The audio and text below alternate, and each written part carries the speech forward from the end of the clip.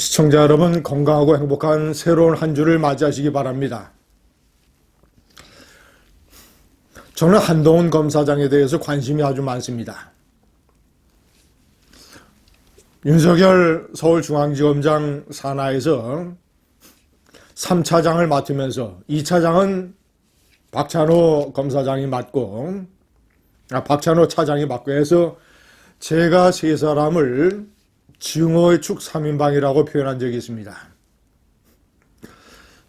특히 이재수 기무사령관에 대한 망신주기 수사, 그리고 양승태 대법원장에 대한 무리한 수사, 이런 점들을 제가 지적을 해서 증오의 축 3인방이라고 얘기를 했습니다.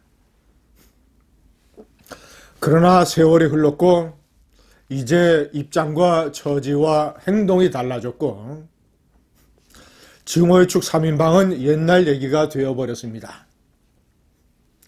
한동훈 검사장은 박근혜 정권의 적폐 수사에 이어서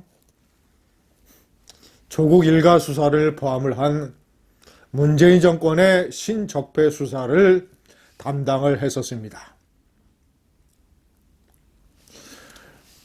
윤석열 검찰총장이 자기 휘하의 대검 반부패 강력부장에 중용을 하기도 했습니다. 저는 한동훈 검사장을 특히 주목하는 이유가 그가 어떤 지역수에게 치우치지 않는, 그는 서울 출신이고 압구정동의 현대고등학교를 나온 신세대 엘리트입니다. 서울대 법대를 나왔고 신세대 검사장, 신세대 검사, 신세대 엘리트.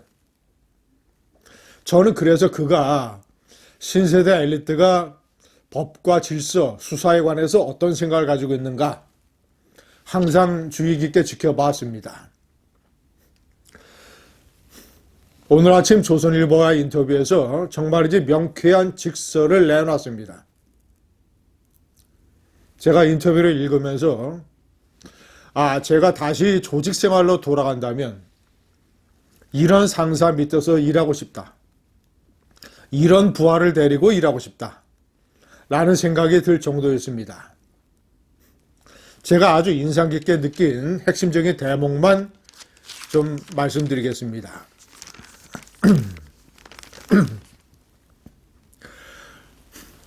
세간에서, 언론에서 당신을 윤석열 검찰총장의 측근으로 표현을 하는데 어떻게 생각을 하느냐? 한마디로 나는 측근이 아니다라는 식으로 말을 했습니다.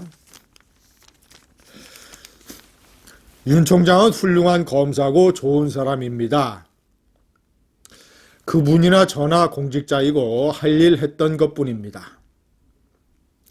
굳이 말하자면 가치를 공유하는지는 몰라도 이익을 공유하거나 맹종하는 사이는 아니니 측근이라는 말이 맞는지도 모르겠네요.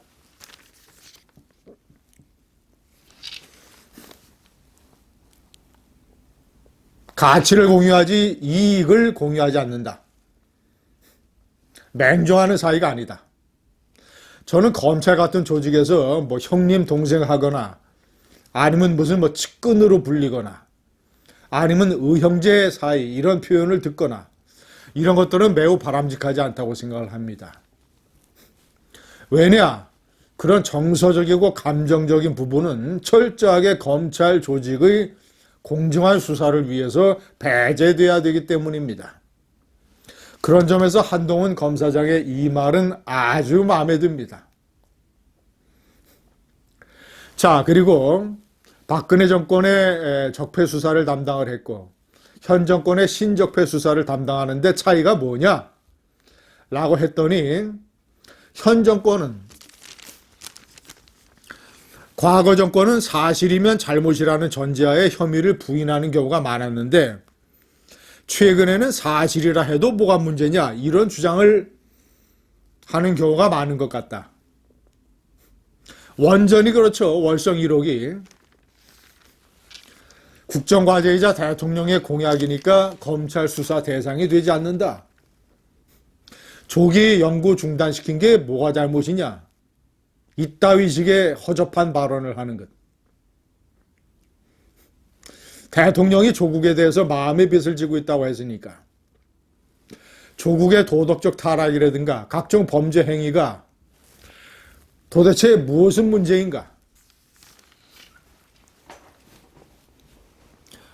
이런 또한 허접한 논리, 이런 것들을 한동훈 검사장이 지적을 했습니다.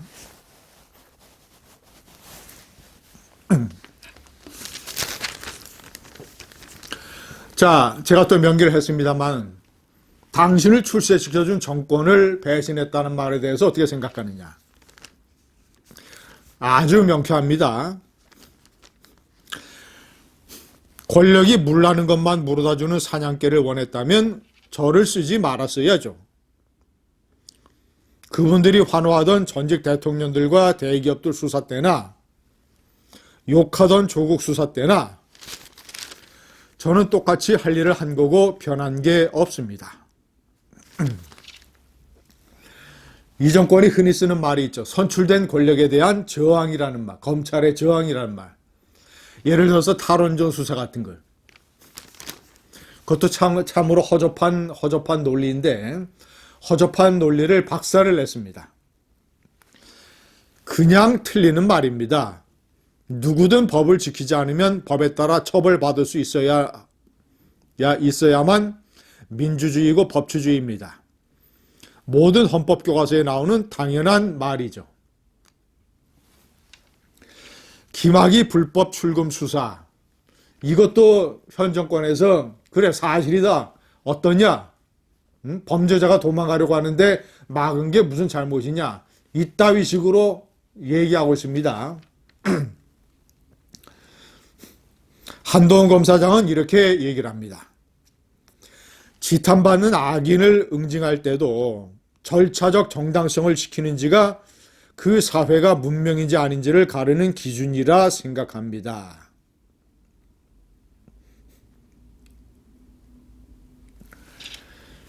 시청자 여러분, 연휴 기간에 들렸던 끔찍한 소식, 그나마 남아있는 검찰의 축소된 수사권 중에서 남아있는 6대 중대범죄에 대한 검찰의 수사권을 뺏어버리고 중대범죄수사청을 만들겠다라는 것, 그 수사청에 가고 싶은 검사들은 검사 옷을 벗고 수사관으로 가야 된다라고 하는 검사들 망신주기 법안, 이 문제에 관해서 한동훈 검사장의 얘기를 들어보시겠습니다.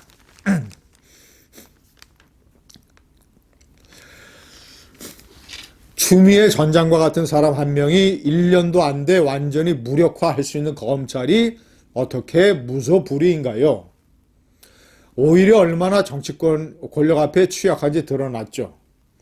권력비리, 경제비리, 기업형 조폭수사. 자, 이건 6대 범죄 안에 들어가는 겁니다.